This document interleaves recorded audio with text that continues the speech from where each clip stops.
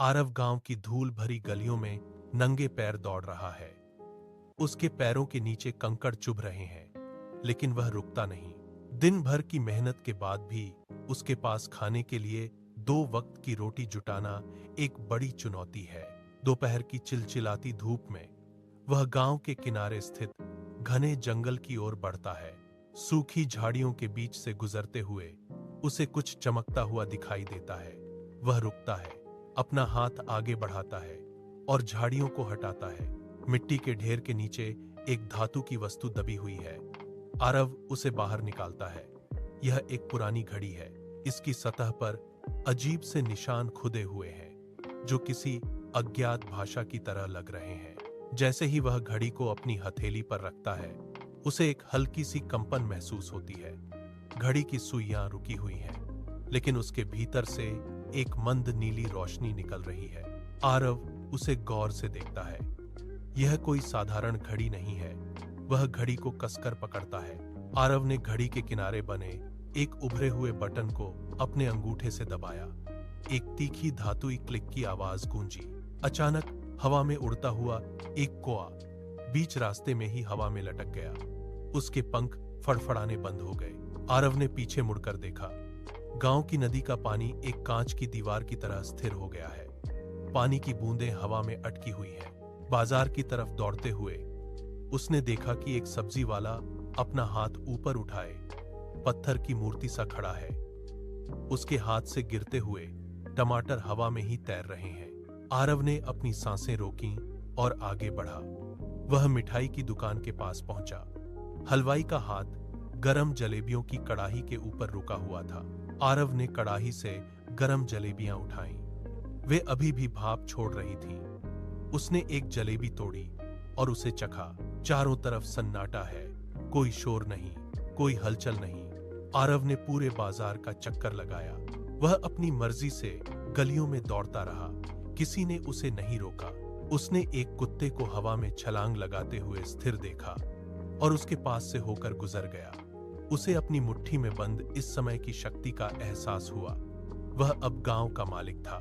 आरव अभी एक स्थिर बैलगाड़ी के पास खड़ा था। तभी उसे पीछे से कदमों की आहट सुनाई दी। उसने मुड़कर देखा। गांव के चौराहे पर एक बूढ़ा व्यक्ति धीरे धीरे उसकी ओर बढ़ रहा था। बूढ़े व्यक्ति ने आरव के हाथ में मौजूद घड़ी की ओर इशारा किया। उनकी आवाज में भारीपन था। उन्होंने कहा, यह घड़ी समय को कैद कर सकती है। इसका गलत इस्तेमाल समय को हमेशा के लिए रोक देगा। आरव ने जवाब देने के लिए मुंह खोला ही था कि तभी एक घर की खिड़की से धुआं निकलता दिखाई दिया। अंदर एक चूल्हा पलट गया था। आग की लपटें लकड़ी के ढेर को अपनी चपेट में ले रही थीं। आरव ने देखा कि आग की लपटें हवा में ही जम गई हैं, लेकिन वे धीरे धीरे फैल रही थीं। घर के आंगन में एक महिला पानी की बाल्टी लिए खड़ी थी। उसका शरीर पत्थर की तरह स्थिर था। वह आग बुझाने के लिए हिल नहीं पा रही थी। आग की गर्मी आरव तक पहुंच रही थी, लेकिन समय के स्थिर होने के कारण धुआं ऊपर नहीं उठ पा रहा था। वह एक काली परत की तरह घर के अंदर ही जमा हुआ था। आरव ने देखा कि आग की लपटें तेजी से छत की ओर बढ़ रही हैं। गांव के लोग अपनी जगह पर जमे हुए थे। आरव का हाथ कांपने लगा। आरव की उंगलियां घड़ी के ठंडे धातु पर फिसल रही थीं। आग की लपटें अब छत के बांसों को छू रही थीं। उसने अपनी सांसें थामी और घड़ी के दूसरे बटन पर जोर से दबाव डाला। एक जोरदार झटके के साथ समय की सुइयां फिर से घूमने लगीं। हवा में रुकी हुई धूल अचानक नीचे गिरी। आरव ने पूरी ताकत से चिल्लाकर कहा, आग लगी है, सब जाग जाओ। गांव के लोग एक झटके के साथ अपनी जत्ता से बाहर आए। महिला के हाथ से बाल्टी का पानी आग पर गिरा। छन छन की आवाज के साथ भाप का गुबार उठा। लोग हड़बड़ाकर इधर उधर दौड़ने लगे। कोई कुएं की ओर भागा तो कोई मिट्टी लेकर आग पर डालने लगा। आरव ने देखा कि सब्जी वाला अपनी टोकरी छोड़कर आग बुझाने में मदद कर रहा है। आग की लपटें अब कम होने लगी थीं।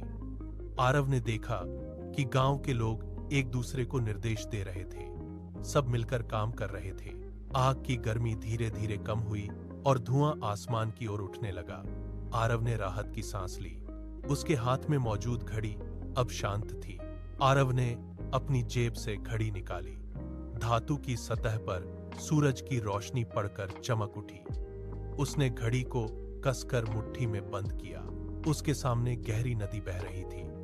उसने अपना हाथ पीछे खींचा और पूरी ताकत से घड़ी को पानी के बीचों बीच उछाल दिया।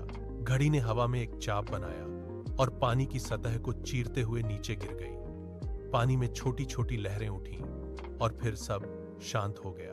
घड़ी अब नदी की तलहटी में अंधेरे के बीच ओझल हो चुकी थी। आरव ने नदी के किनारे खड़े होकर ठंडी हवा महसूस की। उसने पीछे मुड़कर देखा। गांव वाले अपने काम में लगे थे। आरव समझ गया कि समय का सम्मान करना ही जीवन का सही अर्थ है। नदी का पानी बहता रहा। आरव ने एक लंबी सांस ली और गांव की ओर वापस चल पड़ा।